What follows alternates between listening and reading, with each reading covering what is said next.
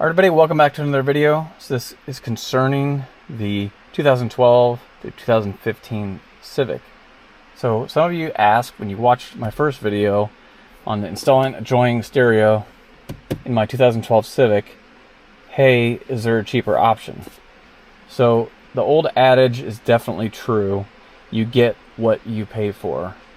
And this joining stereo, joining brand is still one of the premier and best Android head units out there. There are a lot of Android head units that give the term Android head unit a bad name. But what I'm going to do today is show you a different option that will save you a significant amount of money over the joining brand, but is also still decent.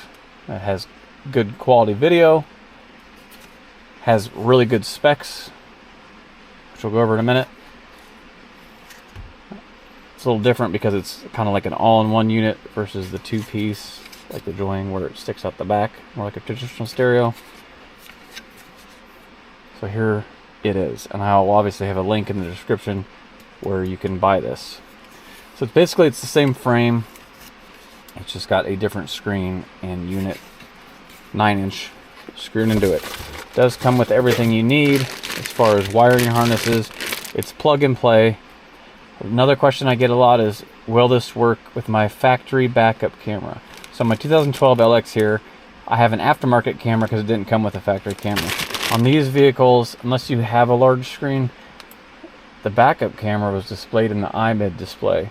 Now, I have a CRV video that basically shows the process, but it is not plug and play. And the video wires have to be intercepted at the iMid display, and then you have to use something like a cutoff, like an RCA cable like this, solder it in and plug it in.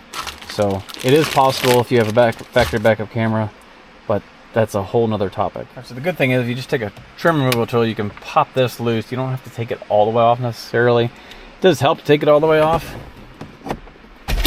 Kind of the factory stereo is removed in a similar fashion. I believe it had a couple screws, but I'll have a link to that other video for reference. So I'm gonna unplug stuff. This is my subwoofer. Alright, now, so just like the joined stereo, has multiple connectors.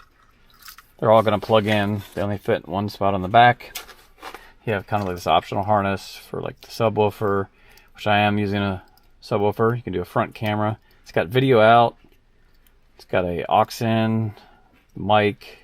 One thing they don't include that I had on the joining one was this kind of like auxiliary retaining part here. You know, to retain that factory aux port. I don't see that anywhere. So I don't think you can retain the factory auxiliary port with this. Not that really anybody's using that. But they do include a microphone, GPS antenna, all that stuff. I've already got that run. Basically just plugging everything in. I do have an aftermarket amp, so I connected all the amp control wires together. This is like the factory, which I don't think needs to be hooked up, but this is the amp control from the stereo. Goes to my amp, obviously. So I'm going to get everything plugged in here. Alright, so go ahead and hook everything up. So there's two USB ports. I think the one with the bigger plug is like the main one you'd want to use for CarPlay and Android Auto. Got my little extension down here. So if you didn't watch my other video, again, I'll have a link to it in the description. You need to watch that for specifics on how I installed everything. It also includes this is a factory retention, kind of neat USB cable. So in theory, depending on what year this is going in, if you plug this in instead of that second cable I showed you, this would plug into the factory USB connector that is in the center console. Now I think that goes up to the iMid screen, so there's really no way to get it without pulling that out, and I'm not using that, but it does come with that for those of you wondering. Alright, last but not least is this little cable here. This is for the backup camera. It's separate, and even if you don't install a backup camera, make sure you plug it in, because I believe these are the Bluetooth antennas right here. So if you don't plug it in, you won't have any Bluetooth reception. Everything just fits one place. This CAN box plugs in 2 places on the harness, and then there's a spot back here also for it to plug in. So plug in the camera, and that should be a subwoofer plugged in. Alright, now I've got the GPS antenna installed. Last thing I'm going to do is plug in the main harness here.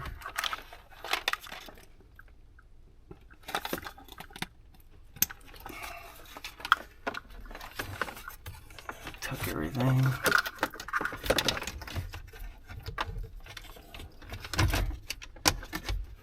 Kind of sit it there for a second.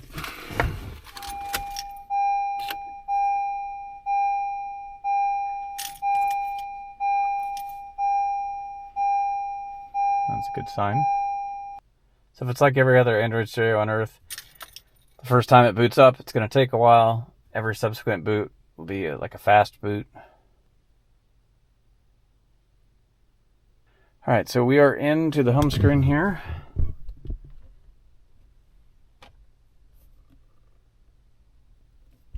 See, it's a very nice display. It will look even nicer when I take this screen protector off. You just make sure CAN bus works. That's a good sign. And make sure the backup camera works. Alright, so you see the signal is screwed up. Alright, so to set up the camera input type, we're going to go to settings. We're going to go to factory setup. Password is 1234. We want to go to back car source setting, HD 720. We're going to change that to CVBS.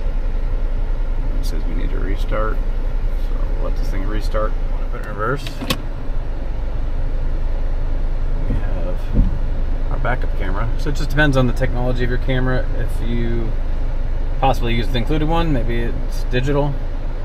Mine was an analog one. Factory one would be analog. Alright, so I plugged in via cable and right away got Android Auto.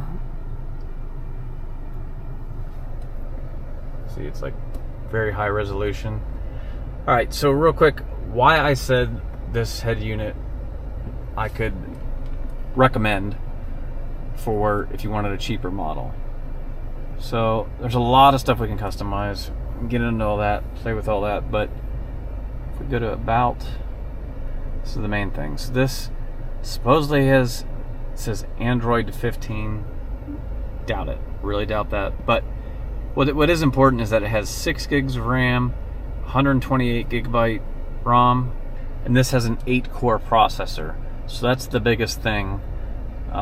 In my opinion, you know, the 8-core processor, you want more than 4 gigs of RAM, 4 or higher, and obviously the more storage space, the more stuff you can put on the unit, but minimum would be 64 that you want to look for. So you'll find units out there really cheap, like 2 gigs of RAM, 32 gigs of storage. Those usually come with much worse hardware, and they just don't work as good. This is very snappy, there's no lag. You know, that's what you're looking for a good experience with any unit. So again, Join brings that premium experience, but this one, which it says it's Podofo, you know, once I'm into it now, that's not what it said on the Amazon listing, but that's kind of a common brand now that we've got it installed. You can see it looks good. Remember, everything is customizable.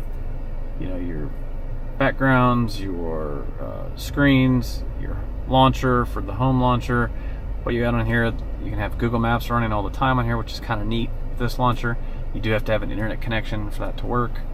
You see, it's not showing anything because I'm not connecting to internet. All right, so your the CP link is going to be the app for, you know, CarPlay and Android Auto. You can see some settings here. That's CarPlay link. If we get out of here, see, there's another one called Android Auto. Same thing. So you basically have one for Android Auto, one for CarPlay. And if I plug in my phone, it will automatically connect. Now you can do wireless. You do it through the Bluetooth app and make sure everything's connected, and then you can do it wireless. I prefer to just to do wired, so I actually have wireless turned off on my phone. Alright, so also if you don't like the home screen layout, if you just press and hold on here, it gives you a bunch of different options to choose from.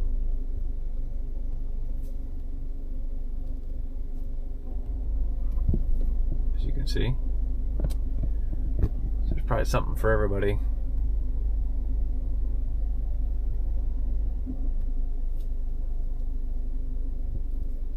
Just kind of go through them, see what you like. There's a whole bunch.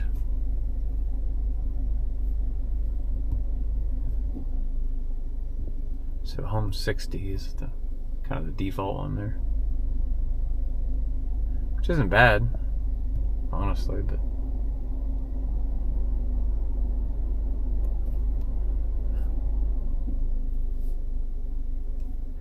all right, so I like how this works.